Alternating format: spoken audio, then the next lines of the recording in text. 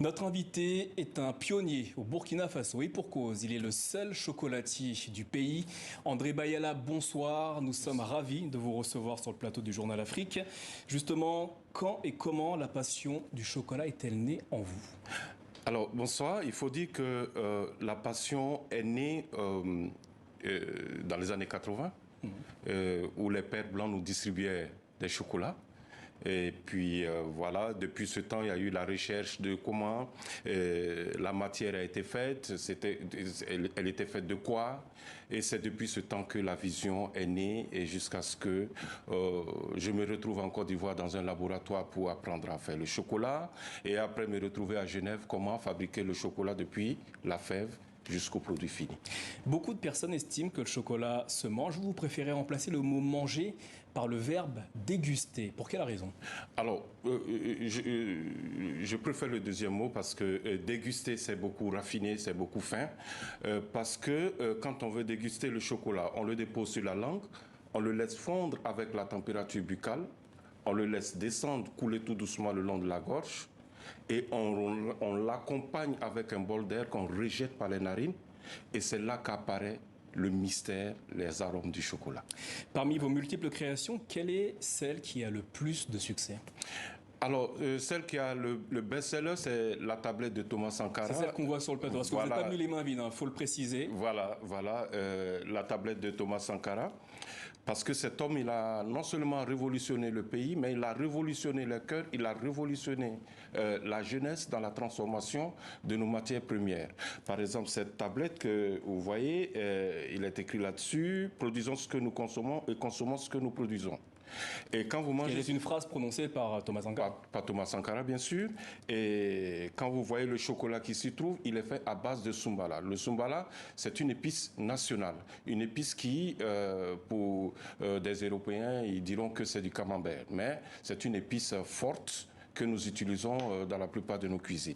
Alors vous appuyez beaucoup sur des ingrédients locaux pour mettre en valeur le chocolat que vous produisez. De quelle façon le chocolat est-il consommé au Burkina Faso? Alors il faut dire que déjà au niveau de Ouagadougou, c'est 500 kilos de chocolat par mois. C'est énorme et c'est même inattendu parce que au début du projet, personne ne croyait d'abord à la naissance d'un tel projet. Et aujourd'hui, nous sommes satisfaits parce que toutes les couches sociales du pays consomment du chocolat. Le chocolat est-il une gourmandise qui s'adresse à tous au Burkina Faso? Je dis oui, et en même temps une nécessité, parce qu'aujourd'hui le chocolat il rentre dans le cadre de traitement de certaines pathologies, notamment l'hypertension. Nous avons la poudre de cacao qui est beaucoup consommée par ceux qui font de la glycémie et qui réduit énormément le taux de glycémie. Donc il faut dire c'est en même temps une friandise, mais en même temps un remède. Comment se déroule la confection du chocolat au sein de vos ateliers? Alors déjà... Quand est-ce que ça commence? Est-ce que ça dure des heures? Combien de kilos vous en produisez? Alors il faut dire déjà, je fais l'importation de la fève, je me déplace d'abord dans les champs de cacao et je fais la sélection moi-même. Et je reviens avec la fève et je continue avec la torréfaction pour pouvoir fixer les différents arômes. Et après cela, je fais le conchage, c'est-à-dire que le raffinement. Et j'ai une élite de chocolatières qui s'en occupe maintenant de la confection des différents bonbons. Et il faut dire, nous avons souvent une demande de notre clientèle, notamment les arachides, le sésame et autres. Et quand ça manque, il faut tout de suite reprogrammer et pour pouvoir satisfaire la clientèle.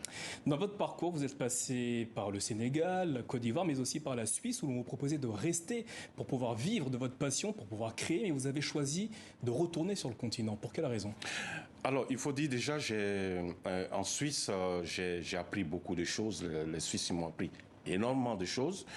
Mais il n'était pas question dans notre contrat que je reste en Suisse. Et c'est dans ce cadre que de notre partenariat, à la fin du séjour, je suis rentré au pays pour pouvoir continuer le programme que j'avais arrêté avec les Suisses. Notamment restituer en fait ce que j'avais appris et développer justement la cacao culture au pays, que ce soit la cacao culture ou la transformation en elle-même.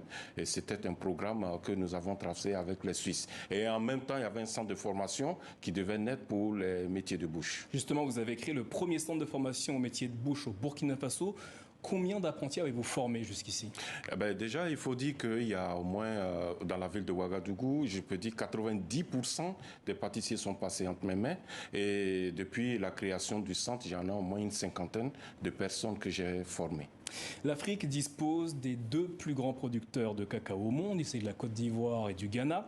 Mais la plupart des tablettes de chocolat vendues sur le continent viennent de l'étranger. Quel regard portez-vous sur ce paradoxe? C'est là où il y a le problème, parce qu'aujourd'hui, quand on dit que la Côte d'Ivoire est le premier producteur mondial de cacao, tout de suite, ça doit trotter dans nos têtes. Ça doit trotter dans quel sens? Parce que la Côte d'Ivoire, qui est le premier producteur mondial, doit être la plus grosse usine de fabrication de chocolat devrait se retrouver en Côte d'Ivoire. Alors qu'aujourd'hui, moins de 5% de cacao de la Côte d'Ivoire est transformé et tout le reste est à l'extérieur.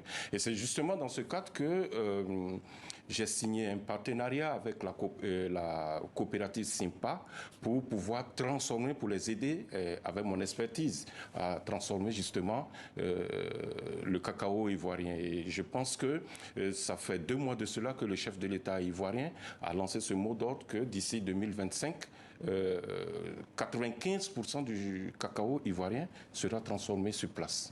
Où en sont les préparatifs du premier salon du cacao et du café que vous souhaitez organiser au Burkina Faso? Alors déjà, il faut dire que nous sommes en train de tabler cela sur le mois de décembre. Et nous allons apprendre aux Burkinabés ce que c'est que le café, ce que c'est que le cacao, parce que jusqu'à présent, on a toujours compris au Burkina Faso que le café, le cacao n'est pas fait pour ce pays. Et alors que moi, je suis en train de le démontrer aujourd'hui que le cacao peut bien résister chez nous, il peut bien produire. Et je suis en train de l'expérimenter dans mon centre de formation. Donc, pendant ce temps, nous allons avoir des conférences, nous allons expliquer, nous allons passer dans les écoles, nous allons passer le message et nous allons enseigner la cacao culture au Burkinabé. Chef André Bayala, merci d'être venu nous voir ce soir pour nous parler de votre passion pour le chocolat. Merci à vous. Merci.